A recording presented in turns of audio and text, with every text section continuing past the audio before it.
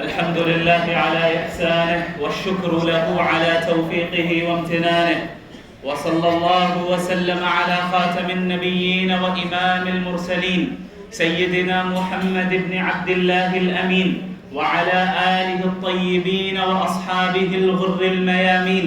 ما اتصلت عين بنظر ووعت أذن بخبر وسلم تسليما كثيرا كثيرا. أما بعد، فأعوذ بالله من الشيطان الرجيم. بسم الله الرحمن الرحيم. ولكن كونوا ربانيين بما كنتم تعلمون الكتاب وبما كنتم تدرسون. صدق اللہ العظیم. عزیز طلباء، یہ میرے لیے بڑی سعادت کی بات ہے کہ اللہ رب العالمین نے مجھے یہ توفیق دی اور یہ نعمت دی کہ میں آج دارالعلوم ندوۃ العلماء کی مسجد میں اپنے اساتذہ کرام کی موجودگی میں آپ حضرات سے مخاطب ہوں. یہ میرے لیے بالکل بھی مناسب نہیں تھا کہ میرے اساتذہ کرام نیچے تشریف فرما ہوں اور میں کرسی پر بیٹھے رہوں، اور نہ ہی میں اس بات کی زیادہ جرأت کر سکتا ہوں کہ اپنے اساتذہ کرام کی موجودگی میں بہت زیادہ لب کشائی کروں. لہٰذا اپنے اساتذہ کے حکم پر میں آپ حضرات کے سامنے چند باتیں مختصر انداز میں عرض کرنا چاہوں گا. جو آیت کریمہ میں نے ابھی آپ کے سامنے پڑھی، یہ آیت ایک ایسی آیت ہے جس کے متعلق حضرت مولانا ابو الحسن علی الحسنی الندوی رحمۃ اللہ علیہ نے فرمایا کہ یہ آیت در حقیقت مستقل ایک معجزہ ہے. یہ ایک ایسی آیت ہے جس میں ہم سے اور آپ سے یہ مطالبہ کیا گیا کہ ہم ربانیین بنیں، اور حضرت نے اس طرف اشارہ فرمایا کہ آخر کیا وجہ ہے کہ لفظ ربانی کا ہی انتخاب اللہ نے فرمایا. یہ بھی کہا جا سکتا تھا کہ علماء کا لفظ استعمال کر لیا گیا ہوتا یا کوئی اور لفظ استعمال کر لیا گیا ہوتا، لیکن اللہ نے ربانیین کا لفظ استعمال کیا. ربانی وہ شخص ہوتا ہے، ربانی وہ عالم ہوتا ہے، ربانی وہ فرد ہوتا ہے جس کے اندر جو خود تربیت یافتہ بھی ہو اور دوسروں کی تربیت کرنے کی صلاحیت بھی اس کے اندر پائی جاتی ہو. یہ وہ شخص ہوتا ہے جو دین کی تعلیم بھی حاصل کرتا ہے اور دینی تعلیم کی نشر و اشاعت کے لیے جد و جہد بھی کرتا ہے اور اپنا احتساب بھی کرتا رہتا ہے اور اپنی ایمانی قوت میں اضافہ کرتے رہنے کی کوشش کرتا رہتا ہے. لہذا قرآن کریم کی یہ آیت ہم سے اور آپ سے یہ مطالبہ کرتی ہے کہ ہم اگر کسی ادارے میں اور بالخصوص دارالعلوم ندوۃ العلماء جیسے ادارے میں طالب علم کی حیثیت سے موجود ہیں تو ہم یہاں اس بات کی بھرپور کوشش کریں کہ ہم اپنی شخصیت کس طرح بنا پائیں. جس طرح اللہ رب العالمین چاہتا ہے اس طرح ہم اپنی شخصیت کو کس طرح ڈھال پائیں، کس طرح ہم ایسے افراد بن جائیں جو خود کے لیے بھی سیدھے راستے کی طرف وہ چلنے والا ہو اور تمام انسانیت کو سیدھا راستہ دکھانے والا بھی ہو. چونکہ یہ دین اسلام ایک ایسا دین ہے جو انفرادی دین نہیں ہے بلکہ اجتماعی دین ہے. یہ امت کوئی ایسی امت نہیں ہے جسے صرف اپنے لیے بھیجا گیا ہو، بلکہ یہ امت وہ امت ہے جسے تمام انسانوں کی ہدایت کے لیے بھیجا گیا. اور یہی وجہ ہے کہ قرآن کریم میں اللہ رب العالمین نے فرمایا کہ کنتم خیر امت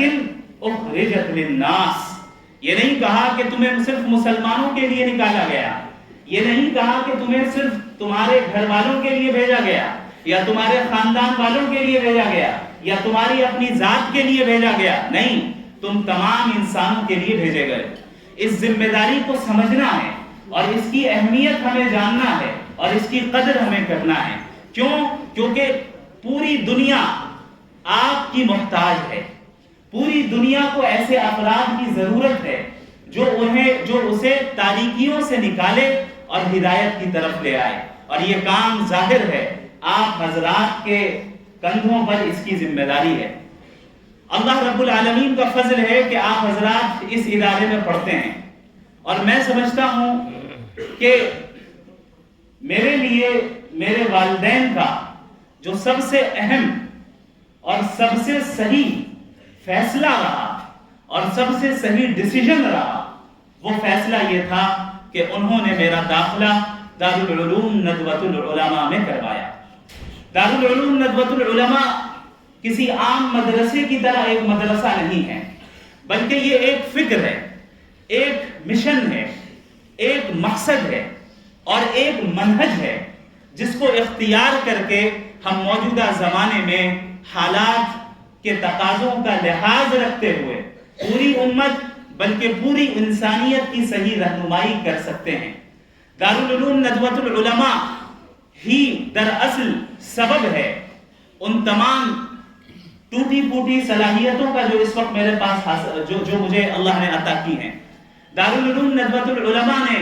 در حقیقت مجھے بولنے کا سلیقہ دیا، ندوۃ العلماء نے در حقیقت لباس پہننے کا سلیقہ دیا، ندوۃ العلماء نے مجھے لوگوں سے گفتگو کرنے کا سلیقہ دیا، ندوۃ العلماء نے مسلمانوں کے ساتھ تعامل کرنے کا سلیقہ دیا، ندوۃ العلماء نے غیر مسلموں کے ساتھ اچھے اخلاق سے پیش آنے کا سلیقہ دیا، ندوۃ العلماء نے اسلام کی حقانیت کو جدید انداز میں پیش کرنے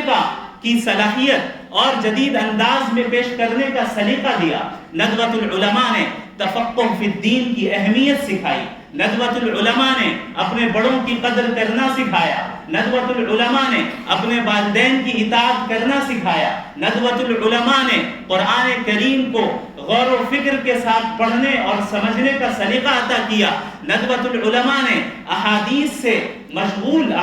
کے ساتھ مشغول رہنے کا سلیقہ سکھایا، ندوۃ العلماء نے یہ بتایا کہ تم صرف دیندار نہیں بلکہ باشعور دیندار ہو۔ ندوہ صرف دینداری کا نام نہیں ہے، ندوہ انسان کے اندر شعور کو پیدا کرتا ہے، ایک ایسا شعور پیدا کرتا ہے جس شعور کی اس امت کو ضرورت ہے، اور اس امت کے ہر فرد کو اس شعور کو اختیار کرنا ضروری ہے۔ حضرت مولانا ابو الحسن علی الحسنی الندوی رحمت اللہ علیہ نے فرمایا کہ یہ کافی نہیں ہے کہ ہم اور آپ صرف دل سے مومن بنیں، بلکہ دماغ کا مومن ہونا بھی ضروری ہے۔ صرف دل کا مومن ہونا کافی نہیں ہے کہ آپ جذبات میں آئیں اور جذباتی انداز میں بات کریں اور جذباتی انداز میں دین کی اشاعت کریں اور صرف جذباتیت کا ہی مظاہرہ کریں، بلکہ ضروری یہ بھی ہے کہ ہم اور آپ عقلی طور پر اور انٹلیکچول سطح پر باشعور ہوں۔ میں بغیر کسی فخر کے تحدیث بن نعمت کے طور پر اور اس کمال کی نسبت اللہ رب العالمین کی طرف کرتے ہوئے اور اس کے بعد اپنے اساتذہ کی محنتوں کی طرف کرتے ہوئے میں یہ عرض کرنا چاہتا ہوں کہ ابھی جو مناظرہ ہوا اس مناظرے کی ویڈیوز میں آپ نے کمنٹس پڑھے ہوں گے، آپ نے لوگوں کے تاثرات دیکھے ہوں گے اور سنے ہوں گے۔ ابھی میں دلی کے ایئرپورٹ میں تھا، وہاں پر چند غیر مسلمان میرے پاس آئے اور انہوں نے کہا کہ ہمیں بڑی خوشی ہوئی کہ آپ نے مذہب کا مقدمہ رکھا اور اس انداز میں رکھا کہ ہمیں تعجب ہوا کہ کوئی مدرسے کا اسٹوڈنٹ بھی اس طریقے سے بات کر سکتا ہے۔ آپ ناراض نہیں ہوئے، آپ نے اس شخص کی شخصیت کا خیال رکھا، آپ نے ان کا احترام کیا۔ میں بغیر کسی مبالغے کے یہ کہتا ہوں کہ یہ سلیقہ مجھے ندوۃ العلماء نے عطا کیا، یہ سلیقہ مجھے میرے اساتذہ کرام نے سکھایا، یہ وہ سلیقہ ہے جو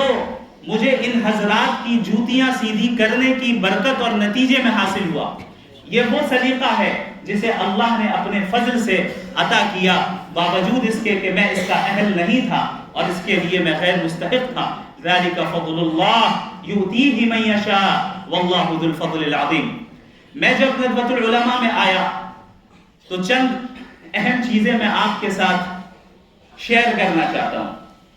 اور یہ بھی صرف اس لیے کہ آپ کو ترغیب ملے کہ آپ کو اس ادارے میں رہ کر کس طرح دین کا کام کرنا ہے اور دین کو سیکھنا ہے۔ میں ایک ایسے گھرانے سے تعلق رکھتا ہوں جہاں الحمدللہ مالی حالات بھی مستحکم ہیں اور اسٹیبل ہیں، اور میرا جو لائف اسٹائل رہا ندوۃ العلماء میں آنے سے پہلے وہ مدرسے کے لائف اسٹائل سے بہت مختلف تھا۔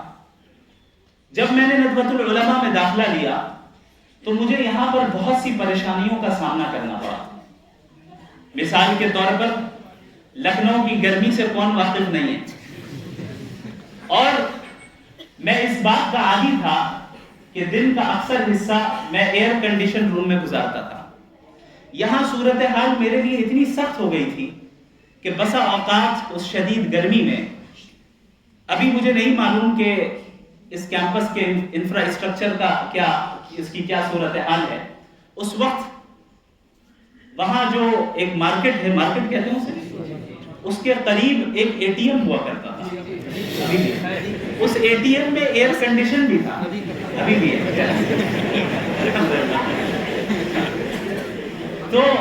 جب مجھے شدید گرمی لگتی اور برداشت کے باہر یہ گرمی ہو جایا کرتی، میں 5 منٹ کے لیے اے ٹی ایم میں چلا جایا کرتا تھا کہ کم از کم کچھ سردی مل جائے، اور یہ میرے لیے اس کا تحمل بہت مشکل تھا۔ میں جب یہاں پر موجود تھا، یہاں کا کھانا مجھے سوٹ نہیں کرتا تھا، میں کینٹین سے خریدتا، کبھی باہر سے منگاتا، کوئی کھانا مجھے سوٹ نہیں کرتا۔ پھر ایسی صورتحال آئی کہ ہمارے ذاکر کینٹین میں اور ایک اور جو کینٹین ہے وہاں پر صرف بن اور آملیٹ کھاتا تھا میں، بریک فاسٹ میں بھی، ناشتے میں بھی، لنچ میں بھی اور ڈنر میں بھی۔ اور چونکہ گھر میں عادی تھا کہ ایسا پانی پیوں جو فلٹرڈ ہو، تو اس ناحیے سے بھی بڑی دشواریوں کا سامنا کرنا پڑا۔ بسا اوقات ایسا وقت بھی آیا کہ میں مجبوراً صرف گلے کی خشکی کو، یعنی گلے کو تر کرنے کے لیے چند قطرے صرف ڈال دیا کرتا تھا کہ کم از کم گلا تر ہو جائے، لیکن میں اسے پی بھی نہیں پا رہا۔ یہ بتانے کا مقصد یہ ہے کہ یہ مرحلہ میرے لیے آسان نہیں تھا اور بہت مشکل تھا، یہاں تک کہ میں آپ کہہ سکتے ہیں کہ شیطانی وسوسوں میں مبتلا ہو کر اس نتیجے تک پہنچ چکا تھا کہ شاید اب میں اپنی تعلیم کو جاری نہ رکھ پاؤں اور واپس چلا جاؤں۔ میں نے اپنے والد محترم سے بات کی، اور مجھے یاد ہے کہ اس وقت جب میں نے بتایا کہ میں نہیں رہ پا رہا ہوں، مجھ سے نہیں ہو پائے گا، یہ میری طاقت کے باہر کی چیز ہے، مجھے واپس آنا ہے، میرے والد صاحب حفظہ اللہ تعالی بہت زور سے رونے لگ گئے، بہت زور سے، اور میں گھبرا گیا ان کی آواز سن کر، اور انہوں نے یہ کہا کہ بیٹا اگر آج پیچھے ہٹ گئے تو آگے نہیں بڑھ پاؤ گے۔ یہ وہ جملہ تھا جو آج تک میرے کانوں میں گونجتا ہے، اور یہ وہ جملہ تھا جس نے مجھے تیار کر دیا کہ اس دین کی خدمت کے لیے اور اس دین کی تعلیم حاصل کرنے کے لیے انشاءاللہ تعالی اب میں آخری حد تک جاؤں گا۔ اس کے بعد اللہ رب العالمین جزائے خیر دے میرے تمام اساتذہ کرام کو جو اس ادارے میں موجود ہیں، بعض اس دنیا سے رخصت ہو گئے، اللہ ان کی قبروں کو منور فرمائے، اور جو موجود ہیں اللہ ان کی عمر میں صحت اور ایمان کے ساتھ، عافیت کے ساتھ برکت عطا فرمائے۔ ان حضرات نے بالکل اس طرح معاملہ کیا جس طرح گھر میں والد معاملہ کرتا ہے، اتنی شفقت کے ساتھ پیش آتے تھے اور اتنی توجہ دیتے تھے کہ مجھے اس بات کی قدر ہوئی کہ بھئی میں جس ادارے میں رہتا ہوں یہ ادارہ کوئی معمولی ادارہ نہیں ہے، بلکہ یہ ادارہ ایک مقصد کے تحت بنا ہے۔ یہ ادارہ دیواروں کا نام نہیں ہے، یہ ادارہ سرٹیفکیٹ کا نام نہیں ہے، یہ ادارہ چند رسمی چیزوں کا نام نہیں ہے، بلکہ یہ ایک مقصد ہے، اور اس مقصد کو حاصل کرنے کے لیے ہمارے اساتذہ کرام دن رات جد و جہد کرتے ہیں بغیر کسی دنیاوی غرض کے۔ یہ کوئی معمولی خدمت نہیں ہے۔ اس کا اندازہ صحیح معنی میں اس وقت ہوگا جب آپ لوگوں کو دنیا کا ایکسپوجر ملے گا، جب آپ اس ادارے سے فارغ ہو کر جائیں گے اور الگ الگ لوگوں سے ملاقات کریں گے، آپ یہ دیکھیں گے کہ ہر جگہ ہر میدان میں صرف اس بات کی کوشش ہے کہ ہم کمرشیل انداز کیسے نافذ کریں. ہمیں کمرشیل بننا ہے. کوئی 1 منٹ بغیر پیسے کے دینے کے لیے تیار نہیں ہے. ہمارے اساتذہ کرام جو اس ادارے میں دن رات محنت کرتے ہیں اور ایسی صلاحیتوں کے ساتھ ہیں جو صلاحیتیں عموماً ان کمرشیل انڈسٹریز کے لوگوں کو حاصل نہیں ہیں، اس کے باوجود ہمیں وہ وقت دیتے ہیں، اس کے باوجود ہماری وہ فکر کرتے ہیں، ہماری رہنمائی کرتے ہیں. یاد رکھیں اس سے بڑی نعمت اس وقت آپ لوگوں کو کوئی اور بڑی نعمت، اس سے بڑی نعمت آپ کو حاصل نہیں ہو سکتی. ضروری یہ ہے کہ ہم اس نعمت کی قدر کر لیں. اللہ رب العالمین کی یہ سنت ہے، اس کا یہ طریقہ ہے کہ جو شخص اللہ کی نعمت کا شکر ادا کرتا ہے، اللہ کی نعمت کی قدر کرتا ہے، اللہ اس نعمت میں اضافہ کرتا ہے. اور جو شخص اللہ کی نعمت کی ناقدری کرتا ہے، اللہ اس سے اس نعمت کو چھین کر ایسے شخص کو دے دیتا ہے جو اس کا مستحق ہو. لہذا اس بات کا عزم کر لیں کہ ہم جس قیمتی ایام سے گزر رہے ہیں، ہم جس مرحلے سے گزر رہے ہیں، اس کی ہم بھرپور قدر کریں گے، ناشکری نہیں کریں گے. اس سے ہم استفادہ کریں گے اور ٹھیک ٹھیک جو ہے جس انداز میں ہمیں فائدہ حاصل کرنا چاہیے وہ کریں گے. یاد رکھیں، میں پھر بتا دوں، فخر کے طور پر نہیں، صرف تحدیث بالنعمت کے طور پر اور آپ حضرات کی ترغیب کے لیے یہ بات بتا رہا ہوں کہ میں نے اپنے طالب علمی کے زمانے میں، ابھی بھی طالب علمی ہوں، یعنی دارالعلوم ندوۃ العلماء میں جو طالب علمی کے ایام گزرے، میں نے ایک چیز کا بڑا اہتمام کیا. وہ یہ تھا کہ اپنے بڑے اور اپنے اساتذہ کی اطاعت، ندوے کے انتظامیہ کی اطاعت، ندوے کے بنائے ہوئے اصولوں کی اطاعت. میں نے اس کی بھرپور کوشش کی، یہاں تک کہ الحمدللہ کئی مہینے گزر جاتے تھے، کسی 1 گھنٹے میں بھی غیر حاضری میں نہیں کرتا تھا. اور صرف اس نیت سے کہ کہیں ایسا نہ ہو کہ 1 گھنٹہ بھی اگر چھوٹ جائے تو اس کی برکت ختم نہ ہو. اور یقین جانیے امتحان کے ایام میں جس طرح آپ حضرات بہت پریشان ہو جاتے ہیں، پھر اگر آپ نے پابندی کی، حاضری کی اور کلاسز میں پابندی سے آپ حاضر رہے تو آپ کے لیے امتحان کا مرحلہ بڑا آسان ہو جاتا ہے. اس بات کی ہم نے پابندی کی کہ میرے اساتذہ کرام، میرے مشائخ مجھ سے جو کہتے میں وہ کرتا. اگر مجھ سے کہا جاتا کہ آپ کو مغرب کے بعد دارالمطالعہ میں بیٹھنا ہے تو میں بیٹھتا تھا، میں ناغہ نہیں کرتا تھا، الا یہ کہ کوئی شدید عذر ہو. مجھ سے کہا جاتا کہ آپ کو ندوے کے باہر نہیں جانا ہے تو میں نہیں جاتا تھا، جبکہ میں دیکھتا تھا بہت سے افراد ایسے تھے جو نہیں سنتے تھے، جو اساتذہ کی اطاعت نہیں کرتے تھے، وہ چلے جاتے تھے یا اسے سمجھتے تھے کہ ہم پر زیادتیاں ہو رہی ہیں، ہمیں قید کر دیا گیا ہے. لیکن آج مجھے اس کے پیچھے کی حکمتیں سمجھ میں آتی کہ ہمارے اساتذہ کرام کیوں ہمیں اس بات کا پابند بناتے تھے کہ آپ کو ندوے کے کیمپس کے باہر نہیں جانا ہے، آپ کو مغرب سے عشاء تک دارالمطالعہ میں بیٹھنا ہے تو بیٹھنا ہے، آپ کو نمازوں کی پابندی کرنی ہے تو کرنی ہے، کلاسز میں غیر حاضری نہیں کرنی ہے تو نہیں کرنی ہے. ان تمام چیزوں کو کرنے کے بعد میں سمجھتا ہوں کہ اللہ رب العالمین نے اسی کے نتیجے میں جو کچھ بھی آپ نے 20 دسمبر کو دیکھا وہ حاصل ہوا. اللہ رب العالمین کا فضل رہا. لہٰذا آپ تمام حضرات کو میں ایک مشورہ دیتا ہوں، چونکہ آپ میرے چھوٹے بھائی کی طرح ہیں اور میں ان ایام سے گزرا ہوں جن ایام میں سے ابھی آپ گزر رہے ہیں. مجھے یاد ہے کہ ایک مرتبہ حضرت مولانا محمد الرابع الحسنی الندوی رحمت اللہ علیہ کا اسی مسجد میں خطاب چل رہا تھا اور میں وہیں اسی جگہ پر کہیں بیٹھا تھا. حضرت نے بڑے پرجوش انداز میں یہ بات کہی تھی. حضرت کا جو مزاج تھا اور ان کی جو طبیعت تھی وہ بڑی نرم طبیعت تھی، لیکن اس وقت جس لہجے میں اور جس انداز میں اور جس پرجوش انداز میں وہ جملہ انہوں نے کہا تھا، ہم سب بالکل بہت زیادہ چوکنے ہو گئے اور بالکل ہم ان کی طرف متوجہ ہو گئے کہ ضرور حضرت کچھ چاہتے ہیں ہم سے. حضرت نے یہ کہا تھا کہ آپ میں سے جو اس وقت بے مقصدیت میں مبتلا ہے وہ ابھی اسی مسجد سے اٹھ جائے اور اس ندوے سے نکل جائے. یہ حضرت کا مزاج نہیں تھا اس طرح کے جملے کہنے کا عام حالات میں، لیکن حضرت نے یہ جملہ کہا تھا. آپ اس سے اندازہ لگائیں کہ کس کڑھن کے ساتھ جو ہے یہ جملہ کہا ہو، کس درد کے ساتھ یہ جملہ کہا ہو. کس امید کے ساتھ یہ جملہ کہا ہوگا کہ آپ اگر اس ادارے میں ہیں اور ندوۃ العلماء آپ کی ہر اعتبار سے خدمت کر رہا ہے تو وہ آپ سے کچھ چاہتا ہے، اور وہ اپنے لیے نہیں چاہتا۔ ادارے کے اساتذہ اپنے ذاتی مفاد آپ سے کچھ نہیں چاہتے، وہ یہ چاہتے ہیں کہ آپ بن جائیں اور ایسی شخصیات بن جائیں جو پوری دنیا کی قیادت آپ کے ہاتھ میں، جن کے ہاتھوں میں پوری دنیا کی قیادت ہو۔ تو لہٰذا سب سے پہلی چیز یہ ہے کہ بے مقصدیت کی وبا سے باہر نکل آئیں۔ یہ ایک وبا کی طرح یہ چیز پھیلتی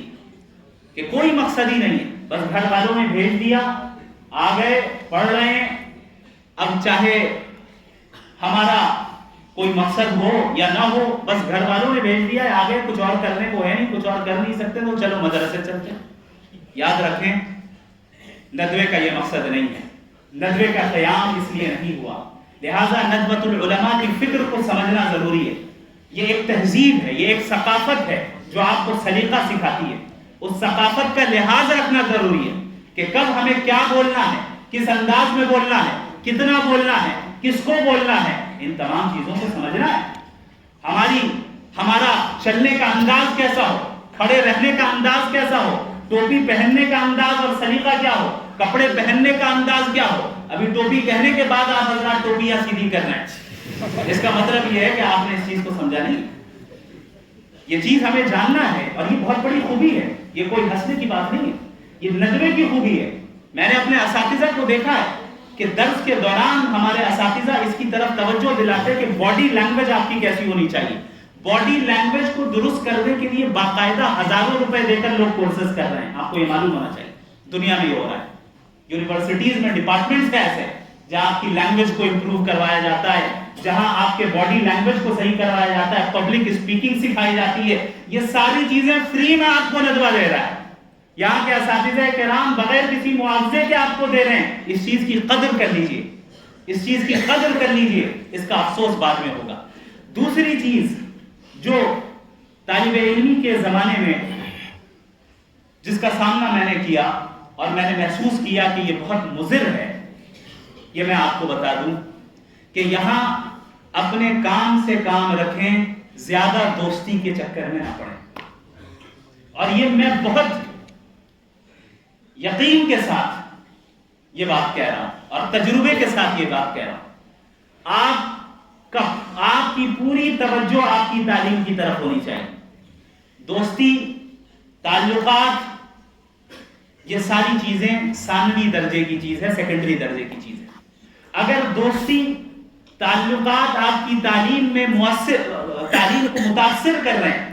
تو یاد رکھیں اب آپ غلط ٹریک پر آ گئے۔ اس چیز کا آپ کو لحاظ رکھنا ہے کہ سارے تعلقات اور ساری دوستی ایک حد تک ہونی چاہیے، اس حد کے آگے نہیں بڑھنے پائے تاکہ ہماری تعلیم ہرگز بھی متاثر نہ ہو۔ تیسری چیز، ندوۃ العلماء اور اپنے ادارے کے انتظامیہ کا ساتھ دینا، یہ بہت اہم کام ہے۔ آج ہمارا مزاج اتنا آزاد ہوتا جا رہا ہے کہ ہم اس چیز کی اہمیت کو سمجھتے نہیں کہ ادارے کے ذمہ داروں کے اصولوں کی پابندی اور ان کی طرف سے متعین کردہ قوانین کی پابندی کی بھی کوئی ضرورت ہے، ہم سمجھتے ہی نہیں۔ بس اوقات اپنے زمانے میں ایسا بھی دیکھا کہ بعض طلباء خواہ مخواہ انتظامیہ کے ساتھ تصادم کرنے میں مبتلا ہو جاتے ہیں، اور یاد رکھیں پھر پورے سفر کی برکت ختم ہو جاتی ہے، پورے سفر کی برکت ختم ہو جاتی ہے۔ آپ حضرات یہاں پر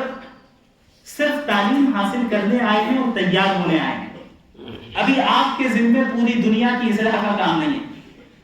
آپ کے ذمے ادارے کی اصلاح کا کام نہیں ہے۔ ادارے کی اصلاح کے لیے بڑے موجود ہیں، اساتذہ موجود ہیں، اور جو قوانین وہ سیٹ کرتے ہیں وہ آپ کے فائدے کے لیے کرتے ہیں، اگرچہ وہ فائدہ آپ کو نہ سمجھ میں آئے۔ یہی مثال میں نے مناظرے میں دی تھی، یاد ہے؟ انہوں نے کہا کہ بھائی اس کے پیچھے کیا حکمت ہے؟ ہم نے بتایا کہ بھائی آپ مکمل حکمت والے نہیں ہیں، جو مکمل حکمت والی ذات ہے اس کی تمام حکمت آپ کو سمجھ میں آ جائے، یہ ممکن نہیں۔ یہی چیز اس دنیا میں بھی درجہ بدرجہ یہ چیز ہوتی ہے کہ اس دنیا میں بھی ہمارے بڑے جو ہیں وہ ہم سے زیادہ حکمت رکھتے ہیں، ہمارے بڑے جو ہیں وہ ہم سے زیادہ علم رکھتے ہیں، ہمارے بڑے، ہمارے اساتذہ ہم سے زیادہ تجربہ رکھتے ہیں، وہ جانتے ہیں کہ آپ کس مرحلے سے گزر رہے ہیں، وہ جانتے ہیں آپ کے لیے کون سی چیز مفید ہے اور کون سی چیز نہیں ہے۔ اگر ان کی طرف سے کوئی ایسا حکم آتا ہے جس کی حکمت آپ کو سمجھ میں نہ آئے تو اس کا مطلب یہ نہیں کہ اس کے پیچھے حکمت نہیں ہے، بلکہ حکمت موجود ہے۔ لہٰذا انتظامیہ کا ساتھ دیں، اپنے علماء کا ساتھ دیں، اور اس کی برکت میں قسم کھانے کے لیے تیار ہوں، آپ اپنی زندگی میں دیکھیں گے، اس کی برکت دیکھیں گے کہ آپ کے اساتذہ نے آپ کو جو بات کہی اس بات کا نتیجہ اور اس کی اطاعت کا نتیجہ یہ نکلا کہ اللہ نے آپ کی زندگی میں برکت عطا کی۔ اور ایک چیز میں یہ بھی بتا دوں، چونکہ اپنے لوگوں کی مجلس ہے، اساتذہ کی بے ادبی کرنے سے اجتناب کیجیے گا۔ بسا اوقات کسی استاد کی بے ادبی تمام تر صلاحیتوں کو ماند کر دیتی ہے۔ ایسا ہوتا ہے کہ ایک انسان، ایک طالب علم بہت صلاحیت والا ہے، بہت گہرے علم والا ہے، اسے تفسیر میں بڑی مہارت ہے،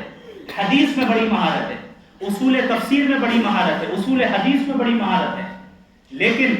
اساتذہ کی بے ادبی کے نتیجے میں زندگی کا ایک ایسا مرحلہ آتا ہے جہاں پر تمام نعمتوں کو اللہ سلب کر لیتا ہے، والعیاذ باللہ من ذالک۔ اللہ رب العالمین ہم سب کی اس سے حفاظت فرمائے۔ میں آپ کو یہ بتا دوں کہ یہ جیسا کہ مولانا سلمان نسیم صاحب حفظہ اللہ تعالی نے بتایا کہ یہ پروگرام کوئی رسمی پروگرام نہیں ہے، یہ پروگرام ایسا پروگرام نہیں ہے جہاں پر باقاعدہ کوئی ہم صرف فارمیلٹی ادا کریں، بلکہ یہاں پر میں اپنے گھر میں آیا ہوں۔ بعض اساتذہ کرام نے اس طرف بھی توجہ دلائی کہ دوسرے ادارے میں جیسے آپ کا استقبال ہوا یہاں پر شاید ویسا نہ ہو، تو آپ کو برا نہیں ماننا ہے۔ ہم نے کہا حضرت دوسرے اداروں میں مہمان تھا، ندوہ تو میرا گھر ہے، میں اپنے گھر میں آ رہا ہوں، یہاں تو مجھے استقبال کی نہیں چاہیے۔ آپ حضرات سے ملاقات یہی میرے لیے اعزاز ہے، آپ حضرات سے ملاقات کا موقع مل جانا اور یہاں کے طلبہ اور اپنے بھائیوں سے تھوڑی دیر کے لیے گفتگو کرنے کا موقع مل جانا اور اس جگہ پر کھڑے ہو کر گفتگو کر لینے کا موقع مل جانا، اس سے بڑا اعزاز میرے لیے اور کچھ نہیں ہو سکتا۔ لہذا آپ ایک ایسے شخص کو سن رہے ہیں